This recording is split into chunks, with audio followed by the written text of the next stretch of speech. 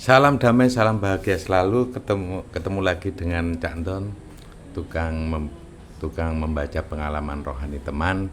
Hari ini kita akan meneruskan pembahasan tentang apa kemarin ini? Pemberi informasi tuntas. Loh, ini yang judul sekarang ini. Iya. Konsep cabang. Konsep cabangnya siapa ini? Konsep cabang robot. Oke, yang kemarin belum sempat saya potong tulisannya, atau hanya segitu aja kontennya, dan ini masih kita meneruskan lagi. Judulnya konsep pemberi informasi tuntas. Ada tulisan di bawah, jadi nggak perlu saya baca kronologinya bagaimana teman saya dapat ya. Yang jelas kalau teman-teman ingin tahu ya coba baca dari awal kronologi untuk mendapatkan sebuah tulisan ini. Oke, tulisan di bawahnya ada tulisan sebab musabab begitu banyak informasi yang tersebar di alam, bisa jadi informasi tersebut menjadi tumpang tindih. Nah, sebab musabab begitu banyak informasi yang tersebar di alam, bisa jadi informasi tersebut menjadi tumpang tindih. Tidak hanya tumpang tindih ya, bisa bolong-bolong ya, maut semuanya, bahkan saling membenarkan antara satu dengan yang lain. Maka diperlukan sosok yang menjadi penengah di antara segala informasi yang tersebar itu. Jadi memang perlu ada sosok penengah untuk bisa mencari benang merahnya, agar informasi itu tidak tumpang tindih. Makanya seperti ada banyak agama itu mungkin akibat dari informasi yang tumpang tindih tadi itu. Jadi sering diturunkan dengan petugas-petugas Tuhan yang ada di bumi, akhirnya informasi menjadi tumpang tindih. Antara Nabi Muhammad dengan Isa tidak terjadi kesinambungan. Bahkan itu sebenarnya sudah terjadi kesinambungan, tapi yang menangkap itu seakan-akan tidak ada kesinambungan. Bahkan model petugasnya Tuhan itu macam-macam. Dari Ibrahim, dari Nuh, dari Isa, dari Muhammad, itu kayaknya menjadi tumpang tindih, seakan-akan ajarannya itu tidak sama. Maka ini perlu diperlukan, karena sudah ditutup oleh kenabian itu sudah ditutup, maka diperlukan satu sosok yang menjadi penengah segala informasi yang sudah tersebar di alam manusia ya, di bumi ini. Banyak informasi yang tumpang tindih. Kita lanjut. Maka diperlukan sosok yang menjadi penengah di antara segala informasi yang tersebar itu. Sosok itu tentu menjadi seorang penganalisa informasi dan menerima semua informasi dalam bentuk apapun. Jadi sosok itu tentu menjadi seorang penganalisa informasi dan menerima semua informasi dalam bentuk apapun. Jadi sosok itu kalau menjadi seorang sosok penengah, itu memang sosok itu sering suka menganalisa aneka informasi dan menerima informasi dalam bentuk apapun. Itu akan diolah sedemikian rupa. Makanya banyak informasi yang masuk ke raga itu akan diolah bagaimana itu tidak menjadi tumpang tindih yang mengakibatkan banyak pemahaman parsial, tidak pemahaman yang universal. Padahal nggak ada Mbak Sulis ya. Kenapa saya ngomong begitu ya? Pemahaman bagian tidak secara menyeluruh seperti itu. Makanya kalau kamu menjadi seorang sosok seperti itu, jadilah sosok yang suka menganalisa aneka informasi yang datang padamu. Ya. Dan bentuk semua informasi harus diterima, diolah sedemikian rupa. Sudah dapat informasi sedikit aja sudah berani menganalisa yang tidak. Makanya mungkin sosok itu juga sosok yang bijaksana kali ya. Jadi nggak gampang menyimpulkan informasi yang sudah masuk di dalam dirinya. Nah, makanya agar informasi itu tidak tumpang tindih. Berarti sosok itu boleh jadi seorang sosok yang pendengar setia. Untuk mendapatkan informasi kan harus mendengarkan secara tuntas. Biar analisanya juga tuntas juga, tidak meleset. Kepada raga tersebut, informasi akan dikaji dan diolah untuk menjadi sebuah informasi kebijaksanaan. Kepada raga tersebut, informasi akan dikaji dan diolah untuk menjadi sebuah informasi kebijaksanaan. Kalau kamu ketemu seorang raga tersebut, mungkin banyak informasi akan dikaji dan diolah untuk menjadi sebuah informasi yang penuh dengan kebijakan, penuh dengan rasa yang nyaman, penuh dengan rasa yang kesadaran. Jadi kamu akan diberikan solusi-solusi bagaimana informasi terolah menjadi baik. Makanya kalau sudah datang kepada raga itu, ya boleh kamu mencari informasi ke raga-raga yang lain. Kamu harus memastikan bahwa raga-raga yang lain juga memberikan informasi yang penuh dengan kebijaksanaan. Aneka ragam informasi,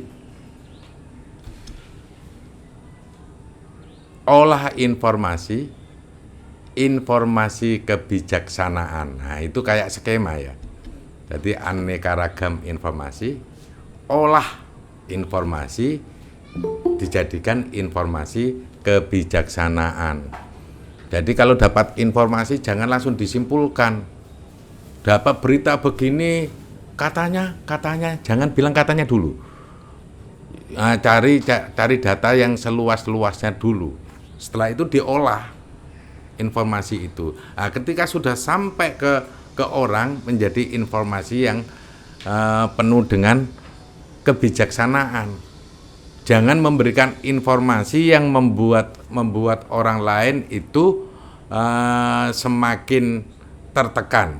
Jangan membuat informasi yang membuat orang lain semakin menilai orang lain. Jangan memberikan informasi yang membuat orang lain tidak bisa mengambil ilmu murni Tuhan. Jangan kalau memberikan informasi kepada seseorang. Lain kalau memberikan pengalaman saya ya memang pengalaman itu juga informasi ya. Pengalaman dirimu ketika bersama raga, pengalaman dirimu ketika bersama cangkruan kamu, pengalaman dirimu bersama aneka orang-orang yang ada di instansi, pengalaman dirimu dengan pasanganmu dan anak-anakmu itu pengalaman juga. Itu sebuah informasi. Nah, informasi itu tidak mesti itu benar adanya. Ya, informasi itu tidak mesti benar adanya. Karena ada pengalaman yang belum tentu pengalaman itu yang membuat dirimu baik. Ya, memang kita harus belajar dari pengalaman, tapi pengalaman itu harus diolah. Itu juga masih bentuk informasi. Oke, saya lanjutkan, berarti aneka ragam informasi. Setelah itu diolah informasi tersebut. Kemudian informasi tersebut menjadi informasi yang penuh kebijaksanaan. Akhirnya informasi yang disampaikan oleh raga menjadi sebuah energi kebijaksanaan bagi penerima. Konon ceritanya raga tersebut seperti itu. Ya, akhirnya informasi yang disampaikan oleh raga menjadi sebuah informasi kebijaksanaan bagi penerima. Harusnya begitu ya. Tapi kadang-kadang mungkin orang yang sudah ketemu raga nggak mesti seperti itu ya. Bahwa informasinya menjadi informasi atau menjadi sebuah energi kebijaksanaan bagi penerima. Kadang-kadang raga tersebut nggak selalu menuruti hawa nafsu saya, nggak selalu mengesahkan hawa nafsu saya. Saya kepingin tahu pengalaman hidup saya itu salah atau tidak gitu. Coba setujui dulu. Ada nggak ya penerima informasi mencoba membantah seperti itu?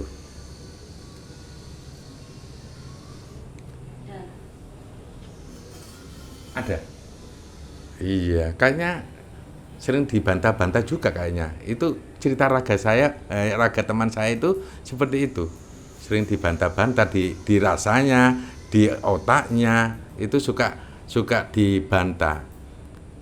Karena informasi yang harusnya sudah bijaksana itu tapi tidak diambil sebagai informasi yang penuh dengan kebijaksanaan. Itu, kadang-kadang begitu. Begitu.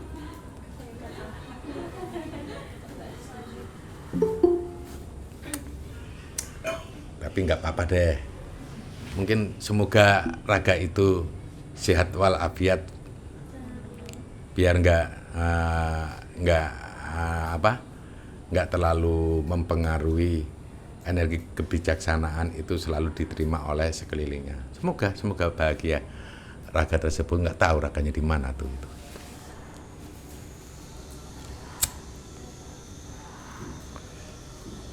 Kadang-kadang yang mau ketemu raga itu ceritanya asik-asik. Menurut teman saya yang raga yang dimaksud itu ceritanya asik-asik. Ketika didatangi banyak orang itu ceritanya asik-asik. Ada yang merasa kikuk lah, ada yang merasa sulit untuk berbicara, ada yang merasa garing, atau ada yang merasa gayeng, atau ada yang merasa nggak jelas juga ya. Begitu. Tapi kalau informasi ini benar, seharusnya orang-orang mendekat aja biar mendapatkan energi kebijaksanaan. Konon ceritanya begitu, kalau menurut bukunya begitu ya. Bagi saudara-saudaraku sudah ketemu raga itu, ya manfaatkan betul raga itu. Apakah benar selalu mengandung energi kebijaksanaan? Padahal ini bisa aja tulisan ini gombal. Tulisannya nggak bohong, mungkin orang yang dekat aja yang merasa dirinya dibohongin. Begitu kira-kira ya. Begitu. Tersampainya energi kebijaksanaan juga agar banyak yang dapat mengolah informasi yang tersebar di alam. Tersampainya energi kebijaksanaan juga agar banyak yang dapat mengolah informasi yang tersebar di alam. Dengan begitu, raga mempunyai banyak alat kebijaksanaan untuk bekerja bersama raga di alam semesta. Mungkin raga itu juga mendidik orang-orang yang bisa mengolah informasi supaya tersebar ke alam. Jadi Ketika kamu sudah mencoba menyampaikan informasi dengan bijaksana, boleh jadi kamu menjadi alat kebijaksanaan untuk bekerja bersama raga di alam semesta. Berarti raga ini suka bekerja di alam semesta. Harapannya raga ini mungkin boleh jadi orang-orang yang dekat dengan raga itu juga menyampaikan informasi dengan penuh kebijaksanaan. Jadi raga ini juga akan dikelilingi oleh orang-orang yang bijak juga ini. Kayaknya ya, kalau menurut buku, nggak tahu sudah ada yang bijak atau belum itu. Kayaknya ada kayaknya. Kalau sudah ditulis begini berarti kayaknya sudah mulai ada, atau setengah ada, atau remang-remang ada. Boleh jadi, nggak tahu. Apakah nanti akan ada atau tidak ya. Selamat menjadi kawan-kawan yang bijaksana. Selamat menjadi kawan-kawan yang bijaksana. Oh, berarti nanti raga itu akan dikelilingi oleh kawan-kawan yang penuh bijaksana. Masih perjalanan menuju bijaksana atau sudah sampai ke tingkat bijaksana? Ilmu bijaksana nggak akan bisa habis, selalu berkembang dan selalu levelnya selalu naik begitu. Setelah ada tulisan selamat menjadi kawan-kawan yang bijaksana, tulisan hilang dan menunggu lagi. Ayo kita tunggu lagi tulisan itu, kira-kira ada atau tidak. Oh, ternyata ada, saudaraku. Sekarang lagi mau naik tulisannya, itu lagi menaik, naik. Oke, ternyata di sana ada sebuah tulisan mengenal mengapa konsep dapat bekerja demikian kepada raga. Itu judulnya begitu, masih ada judul. Rokokan dulu ya. Kita perlu mengetahui terlebih dahulu bagaimana raga menyusun hidupnya. Raga itu ternyata juga menyusun ya hidupnya. Saya pikir tiba-tiba itu menjadi baik yang seperti yang saya kenal. Konon ceritanya, kayaknya raga itu kayaknya tertata hidupnya kayaknya. Itu ternyata bagaimana raga menyusun hidupnya. Bagaimana raga membuat sebuah konsep dalam hidupnya. Oh, berarti raga itu suka membuat konsep dalam hidupnya. Baru tahu ini. Jadi raga itu ternyata perjalanannya sampai sekarang yang dikenal itu memang dia tanpa disadari atau memang dia sadar untuk menyusun hidupnya itu baik. Itu kayak apa? Dalam kurung sebelum raga mengetahui konsep. Oh, jadi konsep ini ada. Ternyata raga itu sebenarnya juga melatih seperti kebanyakan orang bagaimana hidup yang baik, cara menyusun hidup yang baik itu ternyata dia melatih, nggak tiba-tiba. Nah, begitu. Baru di akhir-akhir zaman ketika dapat informasi bahwa raga itu juga baru menyadari bahwa di dalam dirinya itu ada banyak konsep di akhir zaman untuk membawa umat kembali. Raga adalah sosok yang memperjalankan hidupnya untuk senang terhadap hal-hal baru yang belum dia ketahui. Nah, ini. Raga adalah sosok yang memperjalankan hidupnya untuk senang terhadap hal-hal baru yang belum dia ketahui. Dan dia akan mempelajarinya hingga tuntas. Oh, baru tahu. Ini yang kadang-kadang raga itu diajak bicara apapun tiba-tiba kayaknya seperti menguasai yang lagi dibicarakan. Mungkin orang-orang di sekeliling juga bingung. Bicara teknologi tiba-tiba kayak bisa bicara teknologi. kuncinya adalah berarti raga ini memperjalankan hidupnya untuk senang terhadap hal-hal yang baru yang belum dia ketahui. Ini kunci ini.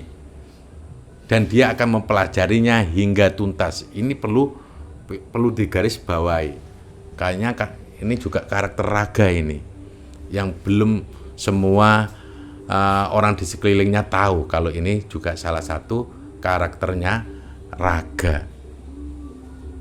Raga itu adalah sosok yang memperjalankan hidupnya untuk senang terhadap hal-hal baru yang belum dia ketahui dan dia akan mempelajarinya hingga tuntas. Makanya kalau lihat orang bekerja itu kayaknya fokus gitu. Orangnya itu pengangguran raga ini, fokus. Kalau diajak ngomong apa-apa itu biasanya dia nggak peduli karena dia lagi fokus melihat orang bekerja. Dan kayaknya raga ini orang yang suka melihat orang bekerja itu senang banget. Apalagi orang bekerja itu diajak ngobrol itu enak, mau sharing, kayaknya seperti itu. Raga adalah sosok yang memperjalankan hidupnya untuk senang terhadap hal-hal baru yang belum dia ketahui dan dia akan mempelajarinya hingga tuntas. Dia selalu mencari dan menggunakan konsep sederhana dalam hidupnya. Dia selalu mencari dan menggunakan konsep sederhana dalam hidupnya. Nah, ini perlu dimasukkan ini. Dia selalu mencari dan menggunakan konsep sederhana dalam hidupnya. Apapun yang ada pada hidupnya akan diarahkan atau dimuarakan pada konsep yang disepakati dalam dirinya. Ini kayak kunci ini. Berarti raga itu seperti itu ternyata. Apapun yang ada pada hidupnya akan diarahkan atau dimuarakan pada konsep yang disepakati dalam dirinya. Jadi banyak konsep-konsep yang selalu disepakati oleh dirinya. Dia menjalankan konsep yang disepakati oleh dirinya. Kasihan ini orang-orang yang di sekeliling raga, nggak mesti apa yang disampaikan oleh raga mesti disepakati oleh dirinya yang ada di sekitarnya. Sehingga bentuk-bentuk pengembangan informasi atau bentuk pengembangan konsep akan berjalan dengan sendirinya. Sehingga bentuk-bentuk pengembangan informasi atau bentuk pengembangan konsep akan berjalan dengan sendirinya. Namun, dia masih akan tetap dengan konsep kesederhanaan. Jadi, kalau lihat informasi seperti ini, ketika kamu dekat dengan raga, maka permasalahan sesulit apapun akan ditemukan oleh raga itu menjadi satu sikap menyikapi permasalahan itu dengan kesederhanaan, tidak perlu pelik. Saya sepakat ini, raga kayaknya seperti itu. Ya, kayaknya kita bisa mengadopsi rasa ini dimasukkan dalam diri kita. Bagaimana semua permasalahan yang pelik difikirkan menjadi sebuah kesederhanaan.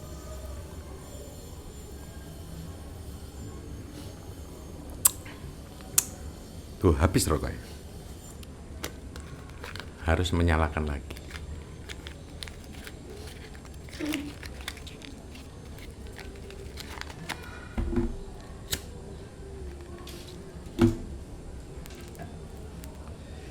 Itulah mengapa aneka ragam informasi mudah untuk dia pelajari. Itulah mengapa aneka ragam informasi mudah untuk dia pelajari. Sebab dia selalu mencari titik kesederhanaan dalam setiap apa yang dia lihat, dia dengar, dan dia rasakan dalam hidupnya. Itulah mengapa aneka ragam informasi mudah untuk dia pelajari. Sebab dia selalu mencari titik kesederhanaan dalam setiap apa yang dia lihat, dia dengar, dan dia rasakan dalam hidupnya. Di samping itu, selain terdapat suatu usaha dalam raga, di samping itu, selain terdapat suatu usaha dalam raga, Tuhan juga menjadi lebih yakin bahwa konsepnya besar dapat bekerja pada raga tersebut. Jadi banyak Tuhan yang yakin bahwa konsepnya yang dititipkan di raga itu akan bekerja dengan baik di raga tersebut. Ini bisa diambil kalau kamu sendiri mencoba aneka ragam informasi itu, kamu pelajari dan mencari titik kesederhanaan, boleh jadi kamu juga akan dipercaya oleh Tuhan. Mungkin raga ini juga mendidik orang-orang di sekelilingnya seperti itu. Jadi membuat Tuhan mudah berkreasi di dalam setiap ciptaan atau orang-orang yang di dekat raga tersebut. Mungkin butuh waktu ya.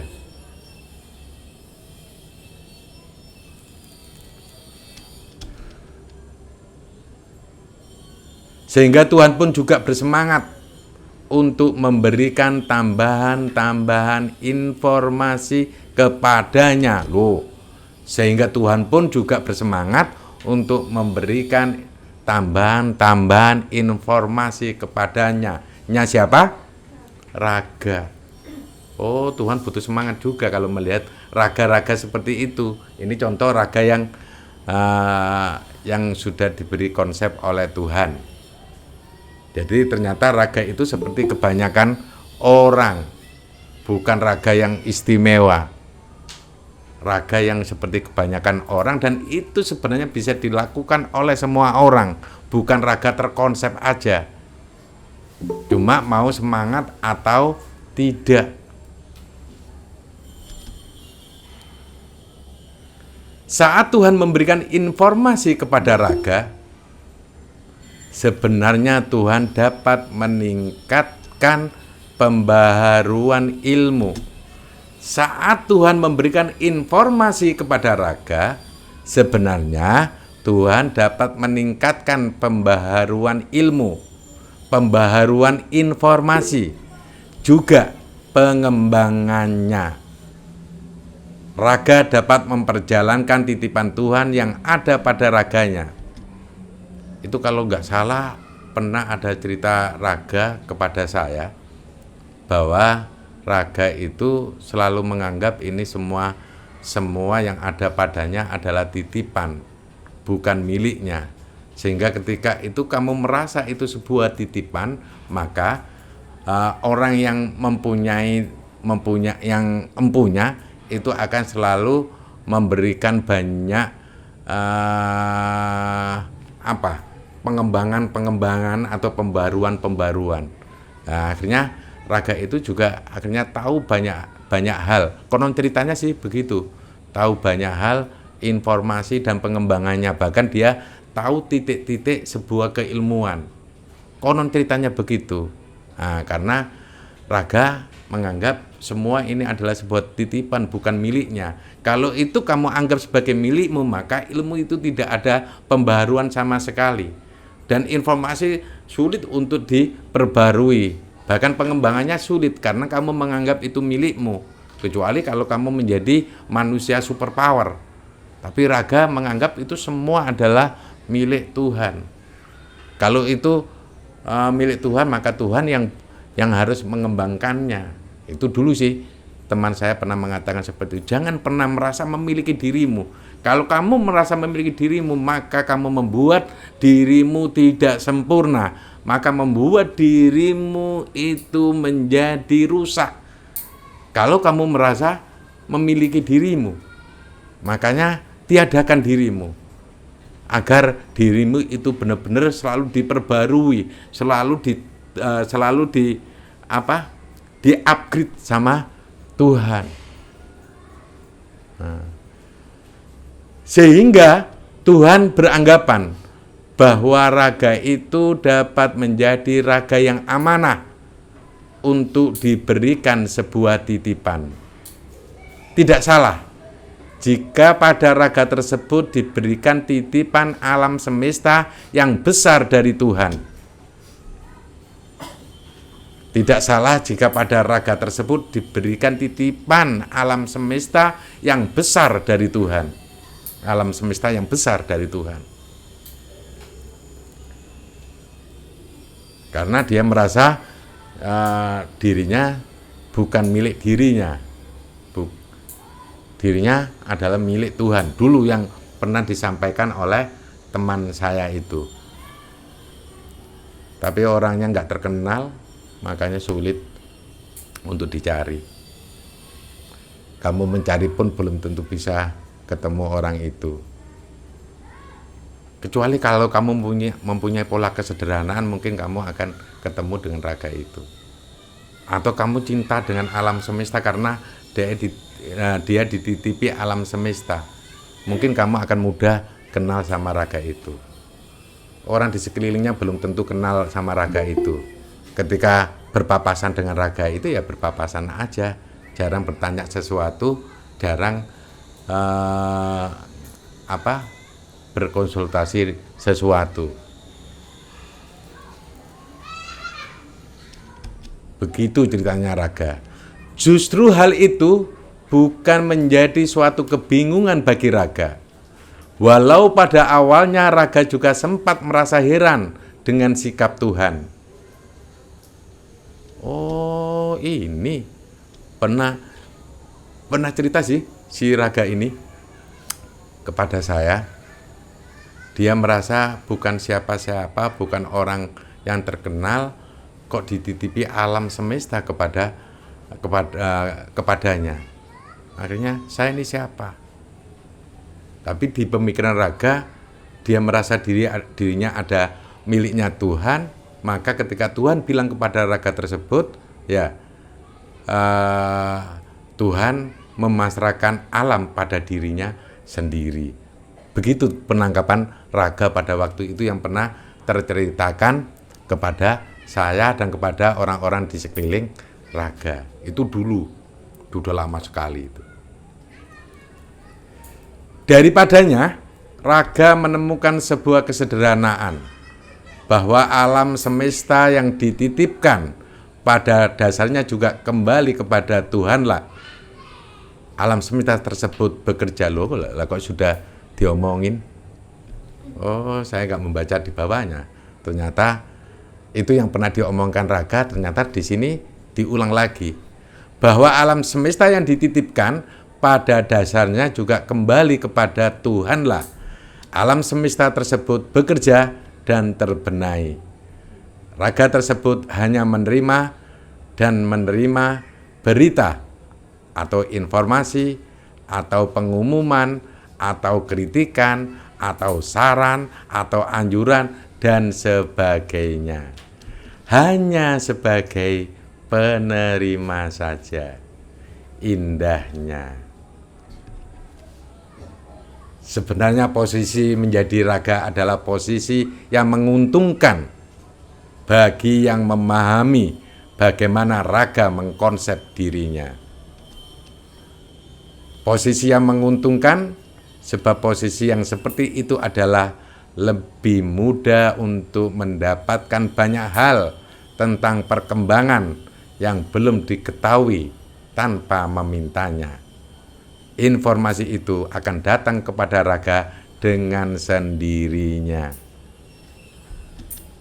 Jadi pelajaran yang kita ambil di situ, ketika kamu merasa semua itu adalah titipan Tuhan, nggak ada hak sama sekali yang ada di dalam dirimu, maka Tuhan akan banyak memberikan sesuatu pada dirimu dan kamu akan terbenahi menjadi baik. Harusnya seperti itu. Nggak ada dirimu.